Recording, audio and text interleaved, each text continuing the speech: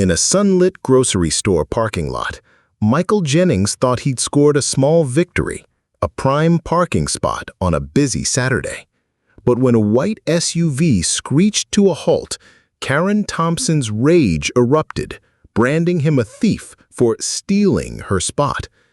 Her venomous words, laced with racism, escalated to a shocking slap across his face, a public humiliation meant to assert her dominance.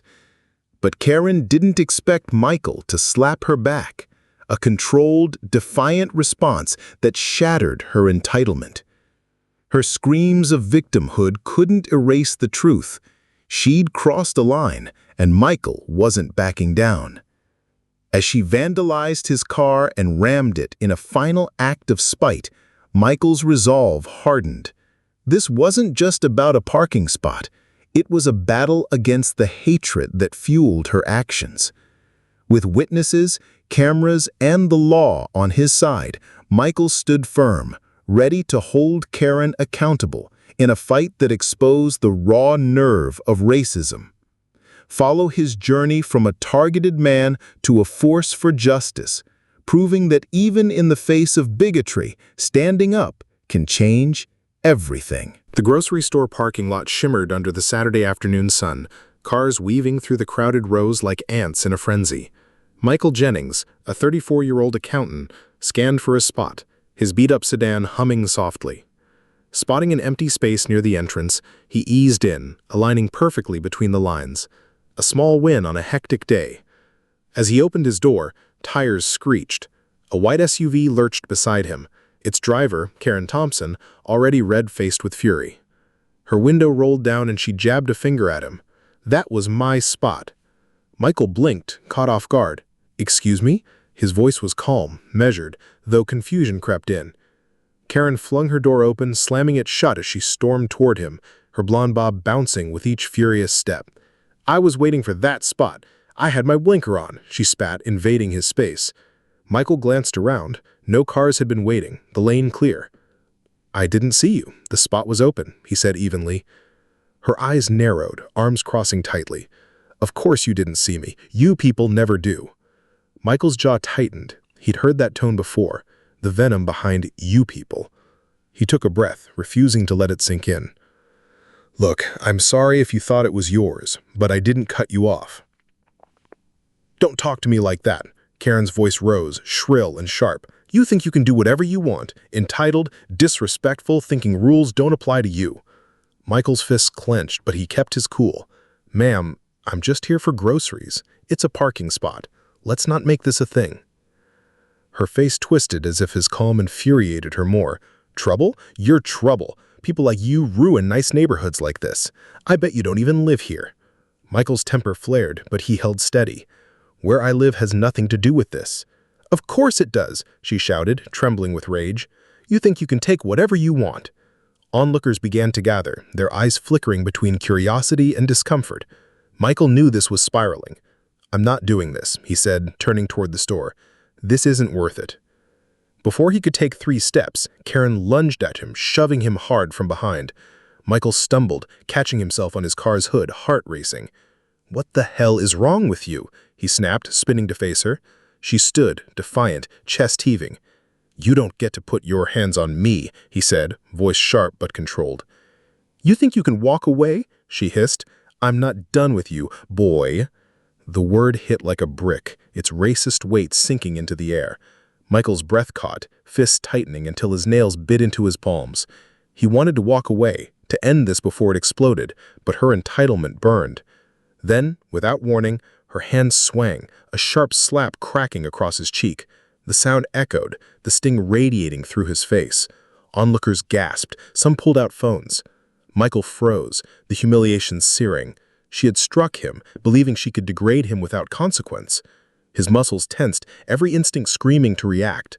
He knew walking away was the smart move, but the fire in his chest wouldn't let it go. In a controlled motion, he raised his hand and slapped her back, not with her force, but enough to make a point. The contact was firm, a warning. Karen staggered, hand flying to her cheek, eyes wide with shock. Silence hung for a split second, before she erupted. "You hit me!" she screamed, voice unhinged. "You animal! You're going to pay for this! Do you know who I am?" Her arms flailed, face crimson. "He assaulted me," she shrieked to the crowd. "This thug hit a woman!" Michael's pulse raced as more phones appeared, recording. He saw the narrative shifting. She was playing the victim, and he was the black man who'd attacked her. "You hit me first," he said coldly. "I didn't want trouble." Karen clutched her cheek dramatically. "You're done. You hear me? Done." "I'm done," Michael said, turning toward the store. Her screams followed. "You're finished!" But he didn't look back. Inside, the air-conditioned calm felt surreal. Gripping a cart, his knuckles white, he replayed the confrontation. Boy. The word gnawed at him, a reminder of the racism he'd faced before. Subtle slurs, suspicious glances, the assumption he didn't belong. He grabbed bread, milk, eggs, but his mind was outside, with her words, her slap, the crowd's judgment. He knew how this could look. A black man in a dispute with a white woman.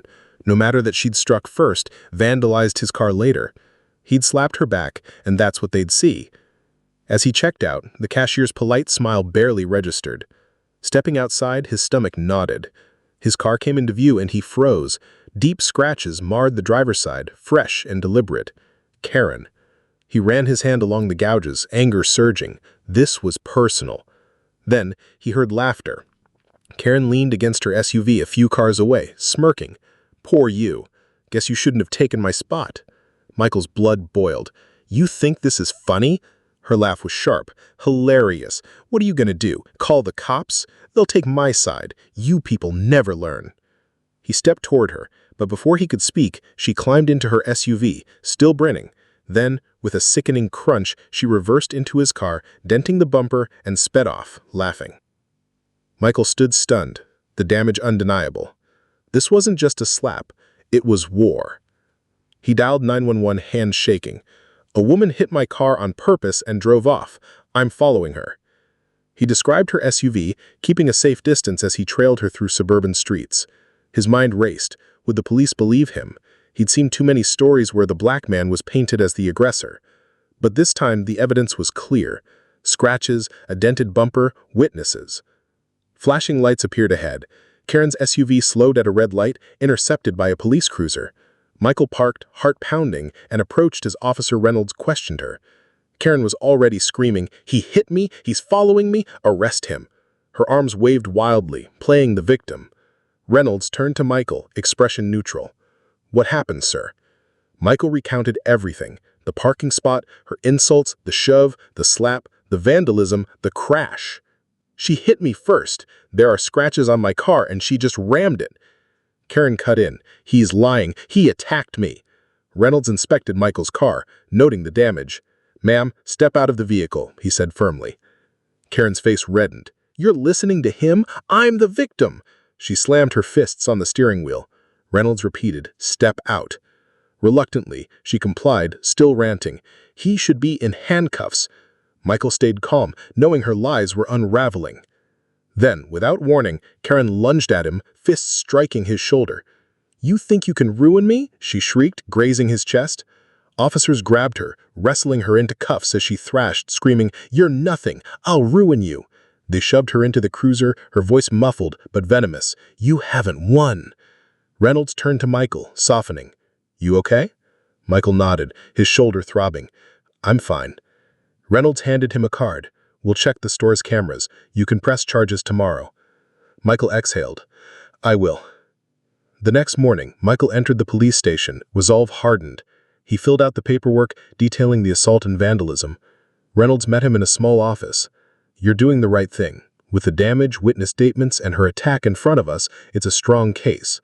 As they spoke, Karen's voice echoed from the hall, shrill, unhinged. She burst in, escorted by another officer, screaming, "You're trying to destroy me!" Officers pulled her back, her threats fading down the corridor. Weeks later, the courtroom buzzed with tension. Michael sat, heart steady but mind racing. Karen, at the defense table, avoided his gaze, her face pale but defiant. The prosecution, led by Mia Hayes, laid out the charges: assault, property damage, disorderly conduct. Mr. Jennings was simply parking his car. Ms. Thompson escalated a minor dispute into violence driven by racial bias. Karen's lawyer pleaded for sympathy. She's a mother, a community member who had a bad day. Michael's jaw tightened. Always excuses for people like her. Witnesses confirmed his account, describing Karen's aggression, her slap, his restrained response. On the stand, Karen played remorseful, but admitted, "He slapped me too," trying to shift blame. Hayes pounced. "You struck first, correct?"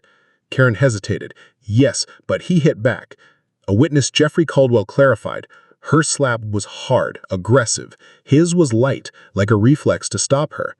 The jury nodded, absorbing the truth. After closing arguments, the jury deliberated briefly.